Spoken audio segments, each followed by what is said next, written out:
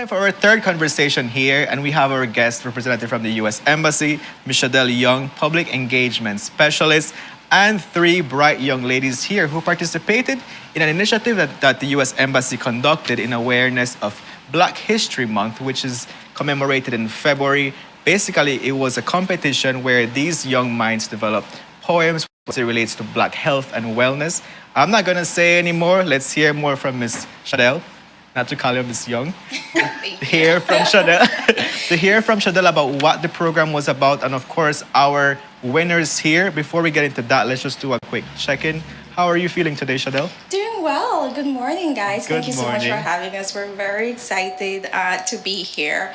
And so every year for Black History Month, the Embassy carries out a special initiative. For this year, we wanted to be able to undertake an initiative that would engage the Belizean youth on a very important topic. And so, as you rightly said, Kevin, the theme, for this year's Black History Month was Black Health and Wellness.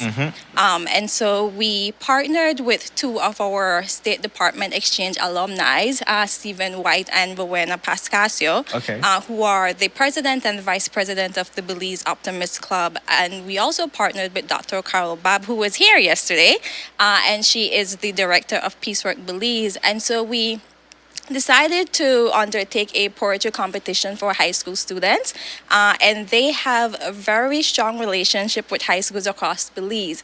And so they really did the heavy lifting when it came to getting the word out to high schools. And so we put out an open call to all high schools across Belize. And the support was quite overwhelming. The caliber of poems that we received, it was extremely impressive. I wish that we would have been able to have all of them here today, but we have our three top winners here with us today. And so we created a panel of judges that consisted of representatives from the U.S. Embassy as well as our colleagues from the U.S. Peace Corps. And so we did individual evaluations of the poems, and then we tallied them all up, and then that's how we came up with our top three submissions. And so we feature their poems on our Facebook page, on the U.S. Embassy's Facebook account, via a video recital. And yesterday, we hosted them at the U.S. Embassy, where they had a special meeting with our Chargé the affairs, and we also took a tour of the embassy. And so to top it all off, we're here today to talk about their the inspiration behind their poems, and also to share their individual works of art. Thank you for that. I just want to just make a confirmation here. It was not like a females only competition, right? It just means females are dominating, right. and we're amazing. That's a good observation, but no, it was not. Feelings, but I'm just saying, wow, that's it's mind blowing. You know, the content that they put out there, and the fact that they come out as winners. Let me introduce them. So we have first place winner, Rosa Pinello. Say hi, Rosa, to the camera there. Hi. Say hi to them. All right, and second and third place, Miss Keisha Aranda. Hi, Keisha. And Miss Atia Richards. Say hi to your mom. But yes, of course, congratulations on winning, and of course, putting that good content out there. Ren, do you have questions for them? Of course. I love to hear from our young people. So let's talk a little bit about, there's an open call, but that doesn't mean you have to do anything. So why did you think I should be able to create a poem? Because the theme also was Black health and wellness as well. And for a lot of people that don't know, some Black people are very subjected to systematic changes and, infringements of violations when it comes to our health. It's a whole systematic problem and hereditary problem that people don't know about. So for you, what was the interest? I'm going to start off with our first place winner. Rosa, why do you think it's important to talk about it or write a poem about it? And also, how did you go about your research, being able to say, I'm just going to come up with it? Did you go sleep and wake up and the words just came to your mind? What was the whole brainchild behind it, too? Well, I'm not going to lie and say that the idea came to me right away, because I wrote it one night before the deadline. So, wow. Yeah. Right? I know. She just wake up and I'm like, I'm going to write it now. She slept with her pen next to her. Sorry, Rosa, continue. Yeah, so at first, as me, I'm not Black, right? But I do have Black people in my family, and I have friends. So I interact with them, and I know what they pass through and stuff like that. then I did some research and stuff, and I was like, let me put myself in the shoes of a black person. So I identified myself as a black person. Then I decided to write. I wrote it, the words, because, and then like where it says that the rose is compared to a rusty dollar, no one wants a rusty coin, right? So yeah, and then that is where the name came from, Black Rose. So that was my inspiration there. Love it, Awesome. love it. Thank you And for I that. really like that. You know, you said you don't have to be black to understand the Yeah. struggles of black people, as well as you look around for the people that are your family, that are your friends, and you put yourself in the shoes. I think that's something so important that people can be Yeah. able to look at you and be inspired that I can be able to write about things, I can be able to understand these things. I just need to put myself in the shoes of these people going through struggles. So Yes. thank you so much for Thank that. you, Rosa. And then we have Keisha. Keisha, your piece was titled Black Excellence, right? So give us an insight into what was your writing about. What do you have there? Well, you know, all over social media, I've been seeing like, you know, black people talking, standing up for themselves, and I was like, what can I do to, you know, like remind everyone that, you know, we are one people. So I decided, you know, when I saw the competition, I decided to enter and remind everyone that, you know, we are all one body. And I just sat one afternoon and I started writing, and I said it didn't take me that long to write it, since it was coming from my heart, you know. So. Love that. I love it. No, that's the beauty about poetry, that it really like gets into your feels, into your emotions, and when you Connect like with people. and when you get in like deep in there, like some of the best pieces come out. And I like how they're like, I never think this just came to me after some point, like, you know, after talking, after, There you you know, go. being able to entrust yourself in it, the emotions come out. So it's like you on those pages. When you think about it, those words are you, and you are those words. And so I want to ask for our last participant, can you remind me of her name, because I can't say it? It's Atia Richards. Atia, yes, and her sorry about piece that. was This Tree. This tree. Okay, so could you tell us a little bit about your piece, and again, the inspiration? Why did you think I need to enter into this competition? Well, I entered because of my passion of writing, and I wanted everyone to know that talking about your pain and your trauma is important. Because growing up as black people, we're told that we can't be depressed ourselves. So I feel like we just need the freedom to talk about our pain and the resentment and the anger that we have. Yes. I like Wow. that. You know, I think poetry gives you the space to talk about anger, to talk about your issues, and have people, like we said, connect with that and see where we can go from there. Yep. I don't know if this is the first time you guys have written poetry. Is it the first time everybody has written poetry, or is it something that you've tried before, and do you think it's something you're going to continue doing? Yeah, I actually have a list of. You have a whole list of it? Yeah. Love it. So, well, sadly, we're not going to hear your list today. We're only going to be hearing the first But piece you we have want. an invitation. Yes, at some but- point you want to come back and share some of your pieces. Just gonna say that Absolutely you just love took it from me, Kevin. But Girl, yes, we're thinking we're alike. thinking alike. Yeah, right. And so we're gonna be hearing all of the poems today, guys. So they're gonna be doing a lineup kind of thing and just be reciting it for us. So before we go into that quickly, I just want to ask you now again. Do you think they're gonna be having a next one of this? Can people? I know you said you can find the poems on the U.S. Embassy page in video form, where they actually reciting it and so forth. The other poems that won too as well, is there anything that you guys want to try to do with it? Like maybe put it in like a cute Black Excellence book or something like that? I'm thinking, I don't want to waste all these great entries, you know? Yeah. So thinking there's something that can come from our amazing young people putting in their thoughts on pages. Yes, absolutely. And to answer your first question, so I absolutely do not think that this will be the last time that we hold an initiative such as Okay. this.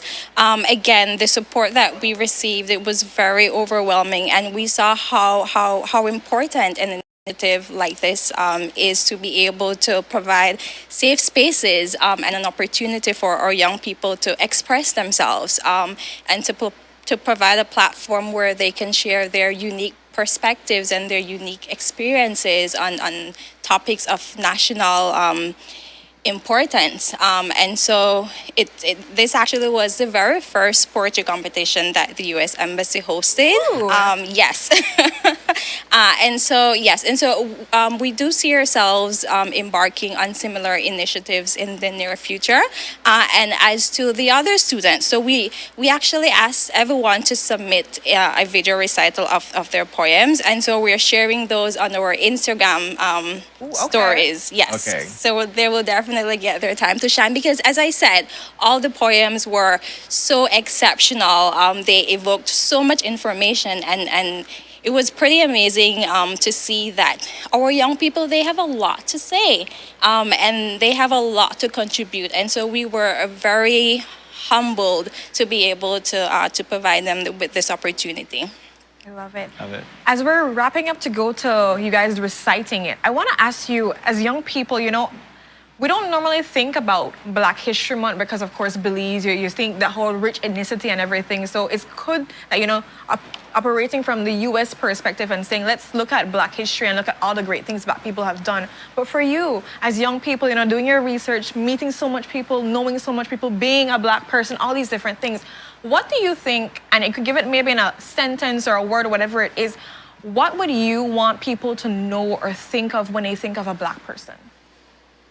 So you could ponder on that for a second, but what would you want them to think about when they think about a Black person? Doing your research, and you can even tie it into maybe the theme that you guys just did for your poem, but what do you want to think? I know you mentioned something about, the roles and all these things. So what do you think would just be a small thing you'd want them to think about?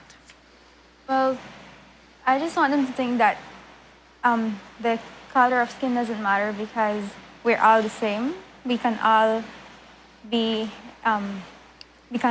reach success. We should take care of each other, both physically and mentally, and be there for each other. I love it, yes. And so? I just want them to think that, we are excellent, we are strong, we are creative. That's what comes to my mind when I think of Black people. I love it. How about you, Atia? Well, I want them to think of beauty because when something is beautiful or someone is beautiful, we love it and we treat it with care and respect. So, yeah. Yes, so You see, Renata, and this is one of the reasons why we're so passionate about projects such as this, because it inspires important conversation, and I'm sure that while working on these poems and when the initiative was introduced in the various schools, that they had conversations such as this, and I absolutely want to thank the schools that supported us in this initiative, and the principal for the St. Ignatius High School, that's the school that Rosa comes from, Miss Jenny Neal, as well as the head of humanities department at the Edward P. York High School, where Atea and Keisha are students of. They have been extremely supportive of these talented young ladies and have been very supportive of our engagements in the past couple of days. So I want to say a special thank you to both of them. no problem, big them up, because that's how we are able to nurture our brilliant minds when we have administration, allow you guys to be a part of these different things and give you that safe place to grow and give your opinions across. So with that, guys, we're gonna have these young ladies recite their poems for you. You're gonna see exactly why these were the winning poems. And so we'll be right back for that. Stay tuned. It's time for the episode that all of us have been waiting for, which is to hear the recital of the poems from the winners of the Black History Month competition at the U.S. Embassy conducted in February. So without any further delay, let's introduce them. Let's start with Miss Rosa Pinello and her poem. Okay, so we're starting with Atia Richards. Atia, the floor is yours. This Tree by Atia Richard. I look at this tree as its leaves move freely with ease, dancing with the movement of the breeze, living a life that can only be my dream. I look at this tree, imagining the freedom I'd have if I were it, as it beckons me with boast, yet gracefully. I look at this tree, it humbles me while I stand in awe and greed, for I am ready to trade all that I have to own its privileges, but too rooted in a ground filled with anger, fear, and helplessness, my unwanted baggages, or what freedom it holds, I think, as I look at this tree. An epitome of my dreams I behold as I look at this tree. Thank you.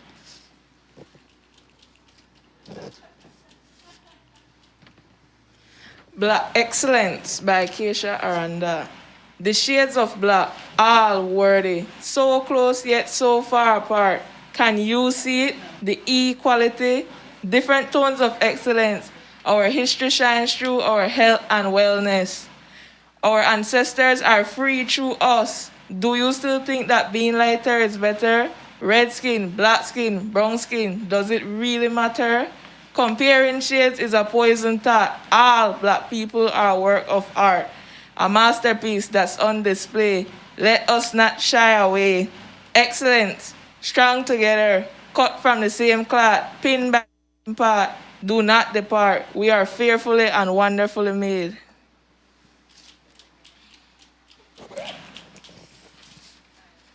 Black Rose by Rosa Pinello. She always sends a smile, but she's slowly dying all the while.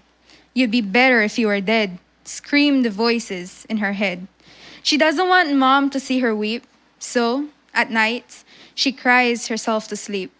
The rose is judged by her color. She has been compared to a mere rusty dollar. Oh, how she yearns she was white, so her enemies she could fight. But again, she's too weak and nice to hate those that commit prejudice.